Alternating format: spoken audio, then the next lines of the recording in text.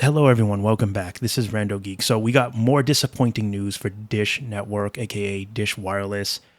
Looks like they're losing more and more subscribers as time goes on. So link for the article can be found for you in the description. It is coming from Light Reading if you're interested in checking it out on your own.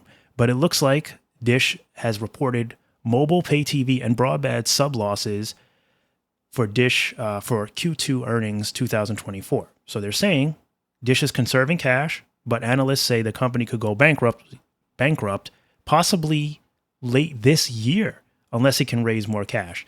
So this is an ongoing story with Dish. This is, one big twirl of events with them, right? One disappointment, one letdown after another. It's not like we're hearing anything new here, but the problem is this shit is getting real, right? I think now it's getting to a point where this could be reality.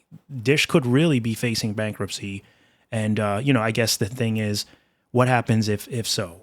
Customers will most likely, their service will most likely remain. Probably another company would come in and, buy them. They'll be sold to another company for pennies probably at that point. But, who would want them? Who would want them? And is that really going to be the case? Would Dish sell, or would they be saved and partner with somebody? So anyway, before we dive into that, and we're not going to make this super long, we're going to keep it basically to what we need to know.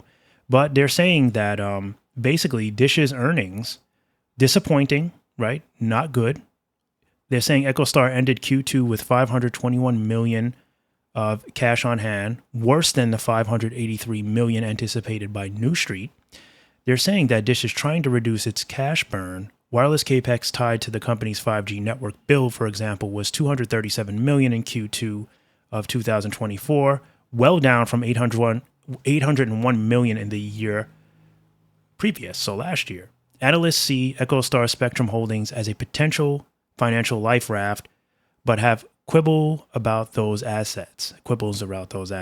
They're saying that Moffett noted that EchoStar Spectrum Holdings have enormous intrinsic value, but warned that such value has not been a good predictor of auction prices. They're saying that they think the liquidation would take a very long time, introducing significant time value of money considerations. They're saying that Chaplin assumes that EchoStar could raise debt from its AWS-4 licenses, but believes that the shareholder lawsuit would likewise complicate such a move. They're saying that Q2 results shows that Boost unit lost 16,000 subscribers, well fewer than the loss of 83 subs expected by analysts. So they're doing a little bit better there, I guess. They're saying Boost would have gained 32,000 subs without the impact of the Affordable Connectivity Program. Boost remaining 387,000 customers are ACP recipients are at considerable risk. So let's see here. Dish closed Q2 with 7.28 million Boost subs. They're saying that Dish's pay TV business was mixed. It shed 182,000 satellite TV subscribers, improving from a year ago.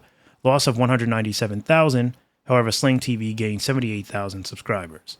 EchoStar closed Q2 with 8.07 million pay TV subs, 6.087 million satellite TV customers, and 2 million Sling TV subscribers.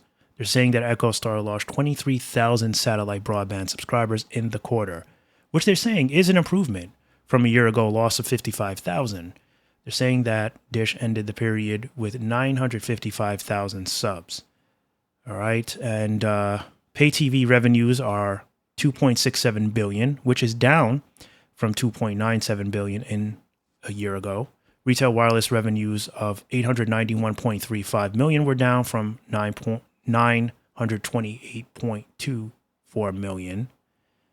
And broadband and satellite services revenues also fell $394.01 million versus $453.11 million. So, yeah, not good, right? But better on Boost than we've anticipated, right? As we expected. I think we thought to see more of a loss here. So that's a good sign, right? Boost just basically, or Dish just revamped the Boost line. They got rid of, they made it more clear for us. They got rid of Boost Infinite, and now it's just Boost Mobile. redid the site. We did some videos about that. Looks promising, but I got to tell you, based on my recent experience with them, my recent run-in, I don't think it's enough. Okay, it's not enough. They gotta get their shit together. It's I used to think that it was just about money with them, that they just needed more capital, that they needed someone to just give them money and that they could run with it and rebuild the company and do things.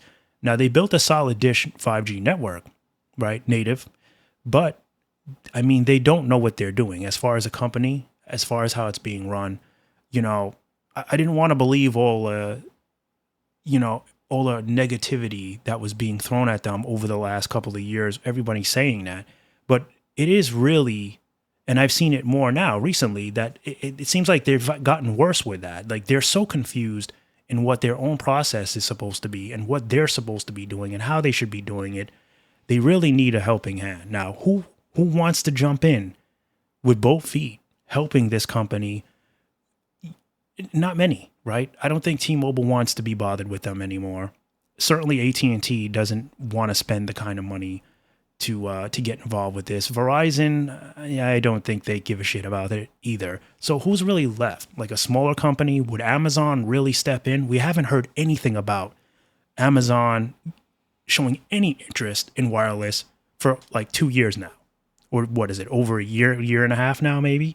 We haven't heard anything about that. I don't even know if Amazon even gives a crap about wireless anymore. I think they're focused on so many other things. They'd rather be doing internet, home internet and whatnot, than wasting their time on wireless right now. They're just not really interested. But I could be wrong, right? There could be, conversations going on behind the scenes that, could ultimately lead to a partnership if indeed Dish does file, either by the end of this year, early 2025. I think some people are predicting that they might be able to keep it going through the end of the year, and sometime first quarter next year, they might close the doors or at least file for bankruptcy, and then we'll see where they're at. That doesn't necessarily mean that they're going to go under. They could, like I said, they could be saved somehow. They could get loans. Anything could happen. It's possible. They do have a large clientele still. So they're a huge company. They have a lot of assets. But either way, this is not looking good. Like, it doesn't seem like they can really get it together. Like, they've been trying. They've been doing as much as they can. It's not like we can't say that they haven't. But they're not making the right moves. Not in the wireless side, especially. Like, pay TV, that's a complicated situation. Not many people give a shit about that anymore. There are people that sub. They have subs. But at the end of the day, it's really take it as it is. Like, you're going to pay for the programming. That kind of programming costs money because of the deals that are being made with the studios. So they get these companies, Spectrum, Dish, all of them, right? They all get kind of pigeonholed. And they don't have much room to move around because these studios are money hungry and they're constantly ever changing. So that's a whole other world of problems. But as far as wireless, they have an opportunity, right? They do have an opportunity to make these plans better. They look a little better. But then, that whole process with what service are you really getting? We're being told that they're no longer going to be offering T-Mobile's network, that it's just going to be AT&T and it's just going to be Dish Native. The problem is you never know if you're getting Dish Native or not. They will tell you that you're getting Dish Native, but you're not. And if the only way you can get a Rainbow SIM is to buy, an iPhone 15 Pro or whatever it is from Dish too, you got to buy it from them, pay the highest level of prices. What's changed then? Explain to me how they've just made anything better. Yes, all right, now we don't have Dish, Boost Infinite and Boost Mobile. We have one site now. Okay, so it's a little bit clearer now. It's a little less confusing. But ultimately, your customers will still be disappointed when they get the black AT&T SIM card when they didn't want that. Okay, they wanted your network, which is what you're freaking splattering all over your website. We built our own network. This is what it is. And that was my argument when I did the video about my strange interaction with them. Some people didn't get it. They don't understand what I was trying to say, but we're being lied to. And if you're a company that's on the brink of bankruptcy and you're trying to grow your wireless industry, your subsidiary, Boost Mobile, why the hell would you want to confuse people so that they don't sign up? Or that if they do sign up, they cancel right away? What is the fucking point of that? Like, what are you doing? Like, it doesn't even make sense. The whole idea here is you want to be attractive to new customers. You want your current customers to be satisfied and stay. You don't want to lose any more money. Dude, you want to grow. You want to make money. Otherwise, your ass is going to file for bankruptcy. And this is where we are. So, yes, they need an overhaul of management. They need an overhaul of their, their whole freaking team. It seems like, the people that are doing all this stuff are not fit to do it. We heard that they hired a bunch of cool and smart people from other companies. Bullshit. They're still dragging this company down into the ground. Now, does the site look better? Yes. Again, does the idea behind this seem attractive? Yes. But as far as functionality, they're still working out the kinks. You should have worked out the kinks before you went live with a new site, before you started talking about how this is going to be easier and that's going to be easier, because guess what? There's going to be a lot of people that are going to start to see it and they're going to be confused, and some people will not try them again. Not everybody is going to come back and say, oh, let's try Dish. 2 months ago, I had a horrible experience. Let's try it again. Not everybody's doing that. Okay. There's a handful of customers that have enough patience to do that. Maybe you guys listening, people that test networks regularly. We do this shit for fun, but a family, some dad who has 3 or 4 kids and a wife and whoever else just wants to get cheaper service. He wants to pay less money than he's paying with Verizon, at&t, or T-Mobile.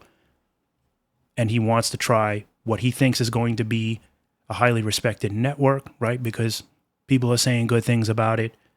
And maybe he sees a phone he likes, but he can't have that phone because it's not going to be compatible with Dish Native. No, you're going to get the black SIM. And he's probably not going to have good service with AT&T where he is. And this is what we're dealing with. So it's going to be interesting to see what happens if they do file, who is going to come in and save them. But it is looking closer. At this point, it might be the best thing.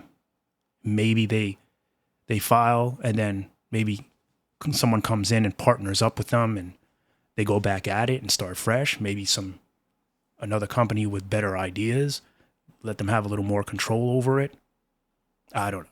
I mean, that's obviously, the service is good, right? Dish Native is good. It's the way it's being run. That's the problem. And so it's like, if they did sell off, like, what are you missing? I mean, it's not like it's being run good, right? The biggest fear is that when a company gets taken over, it doesn't operate the same. Well, we don't want it to operate the same. That's the whole thing. We don't want that. We actually like the service. We don't like how it's being operated. So this would be like the best thing for them. If it goes down that way, of course. Most likely it would. But then again, maybe not. Maybe they'll sell off a bunch of stuff and they'll just come back, as themselves. I don't know. But let me know what you guys think down below if you want. What do you think is going to happen here? How much longer does Dish have? What happens if they do file? Who'd be interested?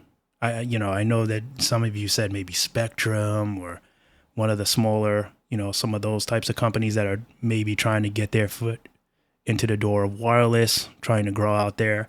It's potential. Those are potential buyers. But it's going to be a lot of headaches. And, Spectrum has a lot of their own shit to worry about. So I don't know if they really want all that stress. But, I mean, I don't know. Maybe they do. Maybe it's worth a gamble for them.